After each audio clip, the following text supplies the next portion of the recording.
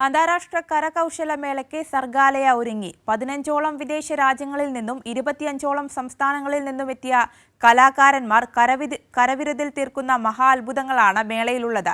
മേള മന്ത്രി മുഹമ്മദ് റിയാസ് ഉദ്ഘാടനം ചെയ്തു.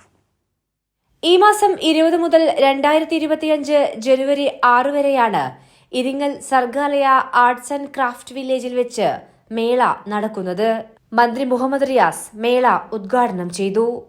സർഗാലയ വിപുലീകരണത്തിന്റെ അടുത്ത ഘട്ടത്തിലേക്ക് നീങ്ങുകയാണെന്നും മലബാറിന്റെ സാംസ്കാരിക പൈതൃകം മുഴുവനായും അനുഭവിക്കാൻ കഴിയുന്ന സങ്കേതമായി സർഗാലയ മാറാൻ പോവുകയാണെന്നും മന്ത്രി പറഞ്ഞു.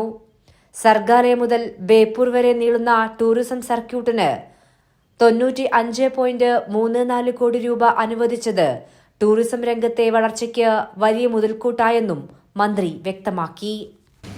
സർഗാലയ മുതൽ ബേപ്പൂർ വരെ നീളുന്ന ഒരു വിപുലമായ ടൂറിസം പദ്ധതിയുടെ പ്രസന്റേഷൻ നല്ല പഠനം നടത്തി കേന്ദ്ര സർക്കാരിൽ സമർപ്പിക്കുകയും കേരളത്തിലെ ടൂറിസം വകുപ്പിന്റെ ഉദ്യോഗസ്ഥർ ഡൽഹിയിൽ ക്യാമ്പ് ചെയ്ത്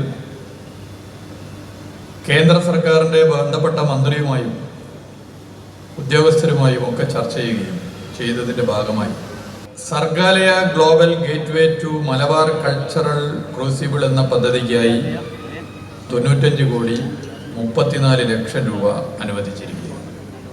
ചടങ്ങിൽ Sargaalaya international arts and craft award 2024 സമ്മാനിക്കുകയും ചെയ്തു.